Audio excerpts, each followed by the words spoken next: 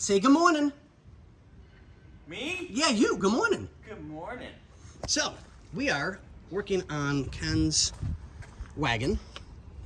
Got a little bit of update video for you. Yes, I don't want you to see anything yet because it's a surprise. It's just a parts update. It's a partsy update something. So yeah. So some of the parts that we needed finally came in. One of the companies that was used is Dennis Carpenter Products, and guess what we finally got? Dun dun dun! This is like hen's teeth to try and find one of these, and these guys had it in stock. I'm completely, utterly flabbergasted. I truly am. I mean, that's beautiful. It's beautiful. It's beautiful, damn it. I mean, oops.